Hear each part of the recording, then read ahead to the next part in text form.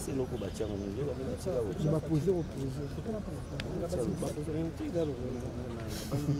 quelle amitié.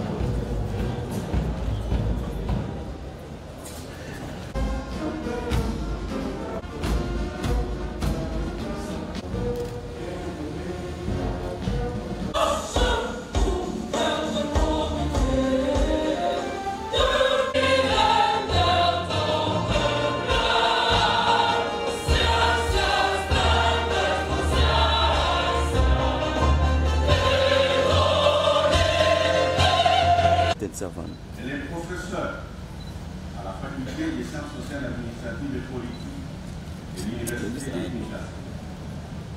Elle a un master en développement, en environnement et en sciences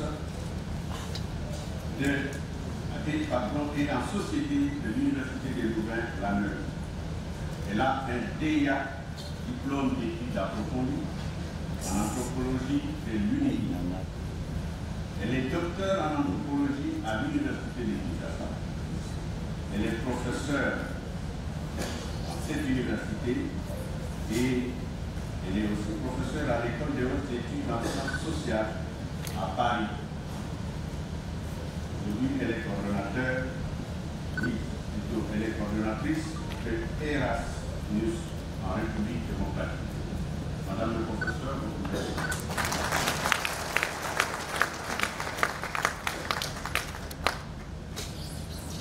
Professeur Mahatma Julien Tazizé Tiename. Il est professeur au département des relations internationales. Il a comme domaine de recherche professeur Daniel Makisi Mwana Wanzambi en remplacement du professeur absent. Le professeur Daniel Makisi Mwana Wanzambi est professeur ordinaire à l'Université de Kinshasa, département des relations internationales de la faculté des sciences sociales, administratives et politiques.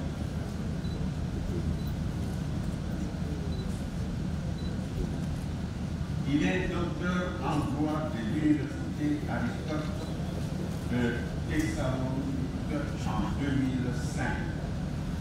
Il est auteur de plusieurs ouvrages en droit international, gouvernance prospective et en géopolitique.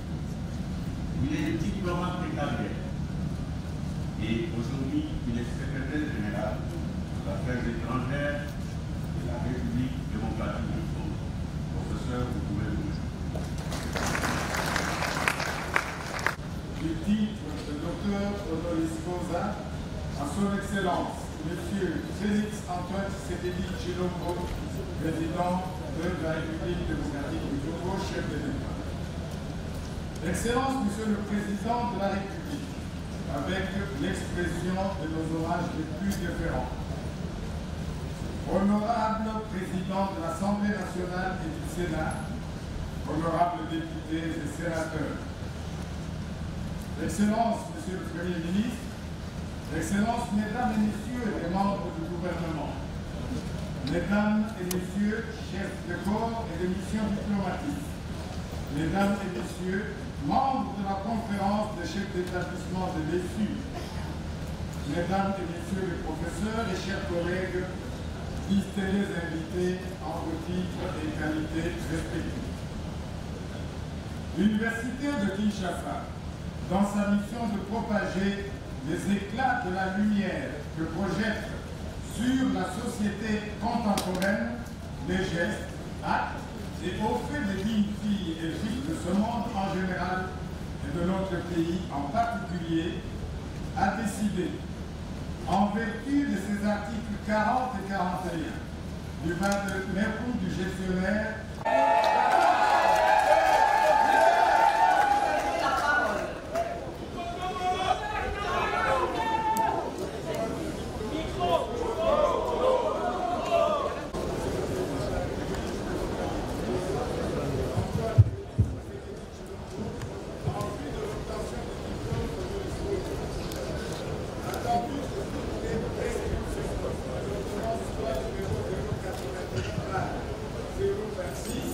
du 03 octobre 1981, telle que modifiée à ce jour, relative à l'octroi du diplôme de docteur honoris causa, ont été respectées des serments au candidat précité le diplôme de docteur honoris causa.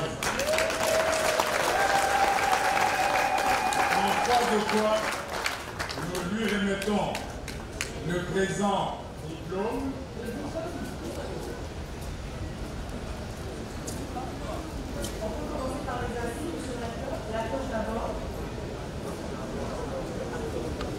attaché au diplôme de docteur honoris causa obtenu conformément à l'ordonnance de Kinshasa, Jean-Marie Aimé Touba, professeur.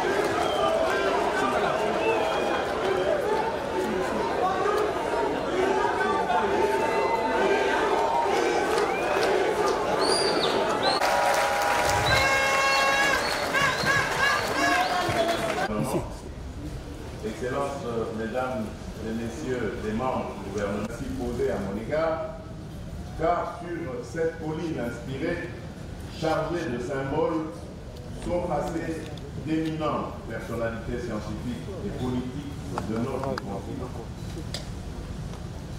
En effet, l'université de Kinshasa, jadis université de Lovagnon, a su occuper, dès les premières années de sa création, une place importante dans la formation des élites africaines et demeure encore, dans l'imaginaire collectif, un haut lieu du savoir, auréolé d'un prestige qui inspirait et inspirera toujours et encore tant de respect, de fierté, d'idéal et d'ambition.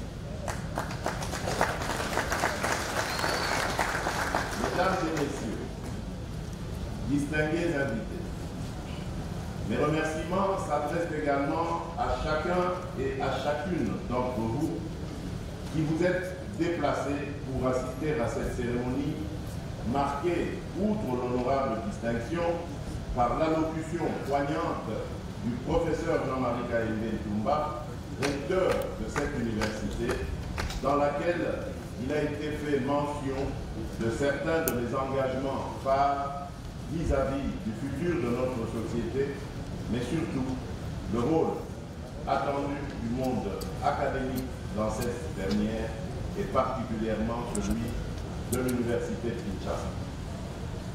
Monsieur le recteur, chers professeurs, mesdames et messieurs distingués invités, oui, voilà, voilà. Au lieu de circulation des connaissances, du savoir, des expériences et des personnes, l'université est bien l'endroit où le message de la refondation de notre nation doit être véhiculé de sorte qu'elle produise les élites attendues pour la poursuite et la défense des intérêts de notre pays. En effet, ne dit-on pas que science sans conscience n'est que ruine de l'âme? L'université se doit donc d'être le lieu par excellence où l'on doit concevoir et cultiver les idées qui conduiront notre pays vers son mieux-être. Fort de cette réalité, j'ai tenu à ce que l'essentiel de mon propos ce jour porte en guise d'investiture du titre de docteur honoris causa de cette prestigieuse université sur le thème suivant: la bonne gouvernance en République démocratique du Congo, un vecteur indispensable d'une politique de développement cohérente et efficace. Au-delà des axes classiques de la bonne gouvernance, je mettrai un accent particulier sur les thématiques émergentes de la gouvernance, de l'éducation, de la santé publique, de l'énergie et de la lutte contre la corruption, qui est une grande règle. Comme vous le savez, le terme gouvernance jouit de nos jours d'une belle cause. Il exprime un idéal normatif associé à la transparence, à l'éthique et à l'efficacité de l'action publique. La gouvernance recouvre à la fois l'éthique en politique, le contrôle des représentants politiques, la réforme des institutions nationales, les accords publics-privés, la réforme du management des entreprises publiques. Cependant, la gouvernance pour le peuple, la bonne gouvernance, demeure un idéal sans contenu clairement défini pour la plupart des parties prenantes à la gestion de la chose publique, ainsi que du public en général. Elle est pressentie comme une nécessité impérieuse pour le maintien d'un climat de confiance entre les dirigeants et les administrés, ainsi qu'entre les acteurs politiques eux-mêmes. Dans la quête d'une définition plus pragmatique du concept de la bonne gouvernance, je préfère celle proposée par le Programme des Nations Unies pour le Développement, le PNUD en sigle, puisqu'elle est englobante. Elle considère en effet la gouvernance comme, je cite, l'ensemble des voies et moyens, mécanismes, processus et institutions d'exercer l'autorité politique, économique et administrative pour la conduite des affaires d'un pays dans le triple but d'assurer la cohésion sociale, l'intégration et le bien-être de la population. Ce dessus énuméré et engagé en vue d'améliorer la production congolaise, gage de notre développement, demeurerait néanmoins vaine sans une amélioration nette de la desserte en énergie et la lutte contre la corruption et les crimes économiques.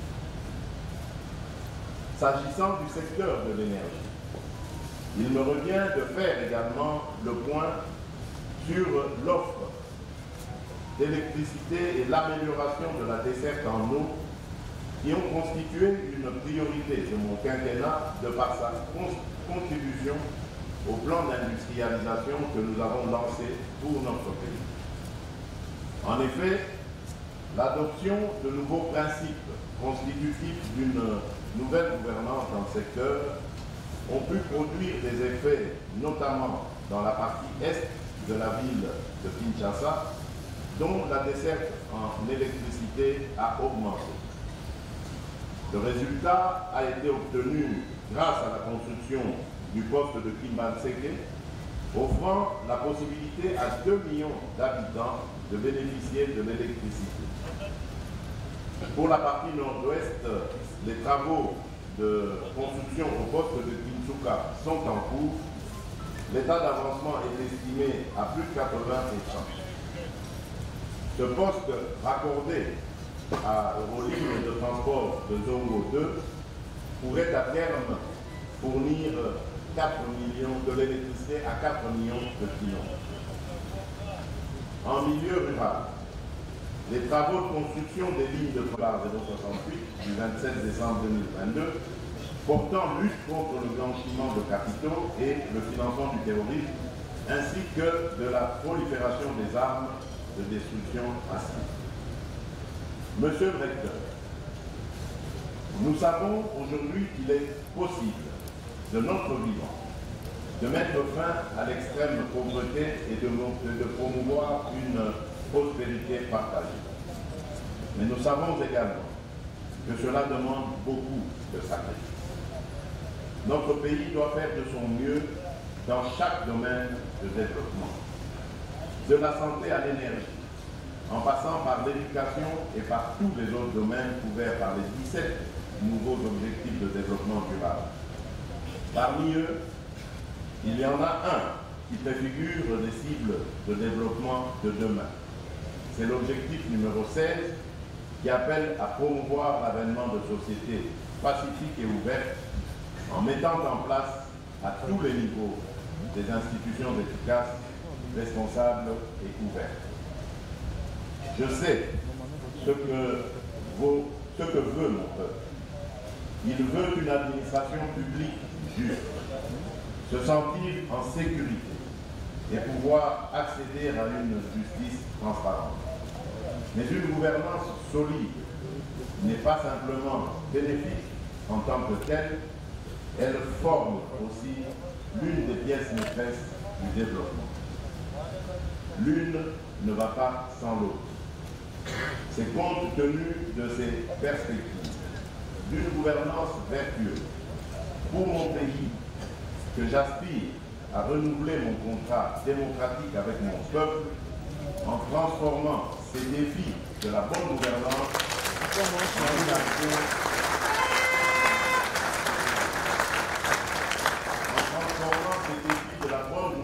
en une action politique articulée sur 3 objectifs stratégiques prioritaires qui sont la RD.